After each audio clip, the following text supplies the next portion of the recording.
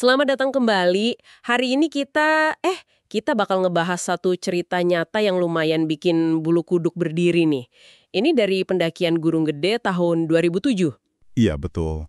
Ceritanya langsung dari saksi mata, seorang pendaki namanya Maya. Nah, sumber kita ini fokus banget ke pengalaman pribadinya dia, terutama soal kejadian-kejadian aneh, ya bisa dibilang supranatural lah ya, yang nimpa temennya, Ita. Betul.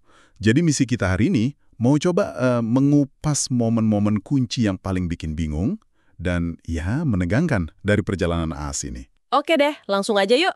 Mari kita mulai.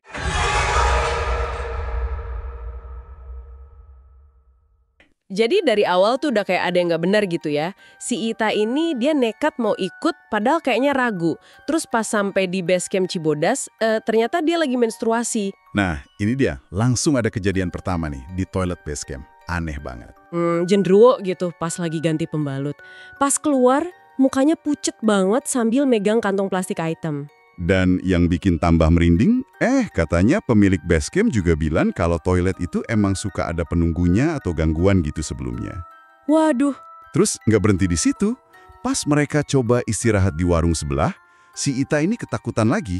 Katanya lihat sosok mata merah di luar jendela. wah ini kayaknya pertanda awal yang kurang enak banget ya. Banget. Kayak udah disambut gitu kan. Keanehan lanjut lagi nih pas mereka mau mulai jalan.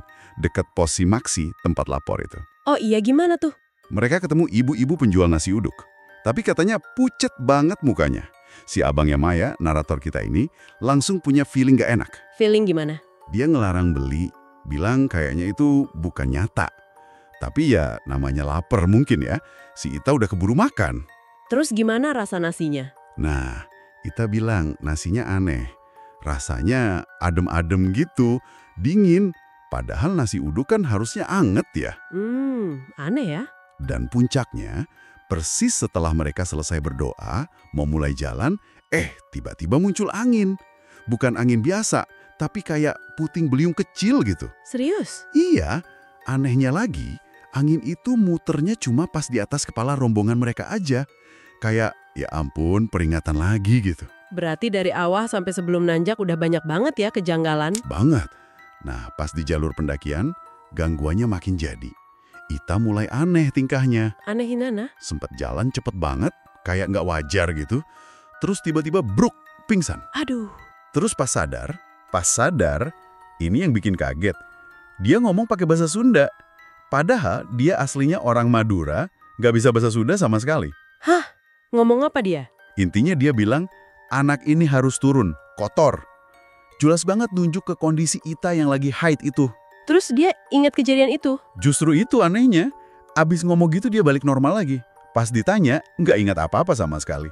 Blank. Wah, ini udah mulai masuk ke kesurupan ya berarti ya? Bisa dibilang gitu, kerasukan pertama.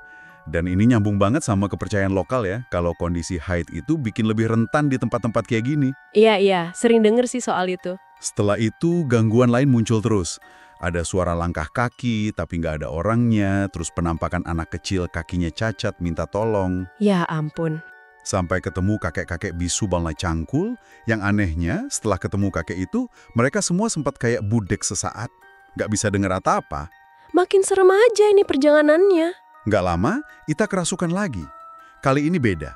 Katanya yang masuk sosok nenek-nenek. Marah juga. Iya, marah karena ngerasa tempatnya dikotorin. Si Maya bahkan sempat lihat visual, kayak ada nenek bungkuk gitu ngalangin jalan mereka. Kebayang sih tegangnya suasana rombongan waktu itu. Pasti. Tapi uniknya nih, si Ita ini, meskipun udah jelas ditolak, kondisi makin parah, dia malah motot mau lanjut naik. Loh, kok bisa? Malah sempat lari sambil teriak kalau jalur itu punya dia. Karena punya gua. Gitu katanya. Aneh banget kan? Perlawanan ini terus gimana? Puncaknya itu di Telaga Warna.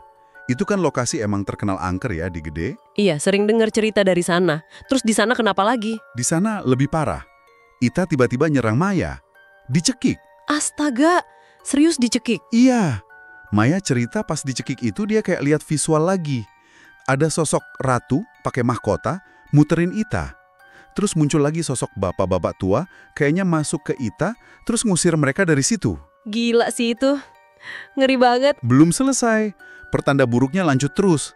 Pas mereka gotong Ita yang badannya udah mulai kaku nih, ketemu petani. Petani biasa. Kelihatannya biasa, tapi nyeletuknya dingin banget.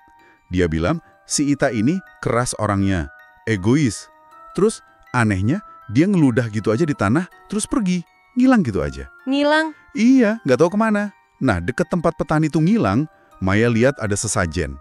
Dupa atau gaharu gitu, dikelilingin rokok hitam. Terus? Anehnya, rokok-rokok hitam itu tiba-tiba pada berdiri sendiri. Tegak gitu. Aduh, ini udah akumulasi kejadian aneh yang bikin merinding parah sih. Banget. Dan puncaknya semua ini terjadi pas malam hari di Surya Kencana. Padang luas dekat puncak itu loh. Iya tahu. Di sana gimana kondisi Ita? Drop parah banget di tenda. Matanya, kata Maya, refulsif. Jadi kayak muter ke atas sampai yang kelihatan cuma putihnya aja. Badannya kaku banget kayak kayu, sambil ngerang kesakitan terus. Ya Tuhan. Terus, ini yang paling parah mungkin ya, terjadi pendarahan hebat dari kemaluannya. Maya gambarin itu kayak air keran dibuka. Deras banget. Astagfirullah. Sampai gimana itu? Sampai basah semua sleeping bag, alas tenda, padahal udah coba diganti celananya. Sepanjang malam itu Itah ngeronta hebat di tenda. Tenda sampai goyang-goyang kayak kena badai. Terus nggak ada yang bisa nolong? Udah dicoba dibacain azan. Sempet sadar sebentar, tapi terus nggak sadar lagi. Atau ngelindur bilang mau pulang. Susah banget. Terus tadi katanya ada rombongan lain yang bantu. Nah, ini misteri lagi. Semalam itu emang ada rombongan bapak-bapak pendaki lain yang sempat bantu mereka. Tapi, besok paginya, pas matahari udah mulai naik, Kenapa? rombongan bapak-bapak itu hilang. Sama tenda-tendanya. Lenyap gitu aja, tanpa suara sama sekali. Ninggalin rombongan Maya dalam kebingungan total. Wah, ini makin aneh aja. Pagi harinya, ada momen yang agak aneh lagi. Ita tiba-tiba batuk keras banget. Terus keluar gumpalan darah beku gede dari mulutnya. Aduh, tapi setelah itu? Anehnya, setelah keluar darah itu, dia sempat kelihatan agak mendingan. Malah ikut berdoa bareng yang lain.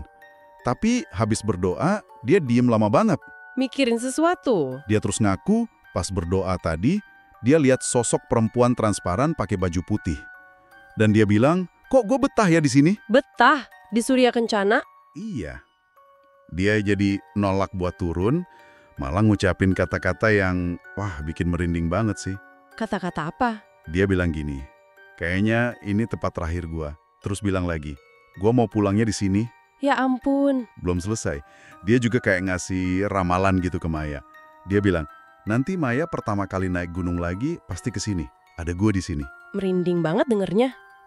Itu kayak firasat atau apa ya? Susah dijelasin ya. Akhirnya mereka mutusin turun lewat jalur Putri. Soalnya Ita takut kalau lewat Cibodas lagi. Takut ketemu hantu anak kecil yang dulu itu. Terus gimana pas turun? Nah, pas mereka mulai jalan turun, di jalur yang agak curam gitu, pas Ita lihat ke bawah, ke arah lembah, dia cuma bergumam pelan. Itu desa. Udah. Udah. Di titik itulah cerita dari sumber kita ini, dari kesaksian Maya ini, terputus. Oke, jadi kita baru aja ngikutin ya rentetan kejadian yang wah luar biasa intens dan penuh misteri banget ini. Mulai dari gangguan awal di base camp, terus eskalasi teror di jalur pendakian.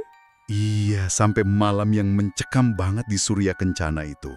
Penuh kejadian supranatural, kondisi fisik Ita yang kritis banget. Dan cerita ini berhenti pas banget mereka baru memulai perjalanan turun. Dengan ucapan terakhir Ita yang penuh teka-teki itu soal Surya Kencana jadi tempat terakhirnya. Betul. Sama ramalan anehnya buat Maya itu. Ini jelas banget ninggalin pertanyaan besar ya buat Anda semua renungkan. Kira-kira apa yang sebenarnya terjadi sama Ita pas perjalanan turun? Dan apa ya makna dibalik semua firasat buruk dan ucapan terakhirnya itu? Sebuah misteri yang, mungkin gak akan pernah kita tahu jawaban pastinya. Sesuatu untuk dipikirkan.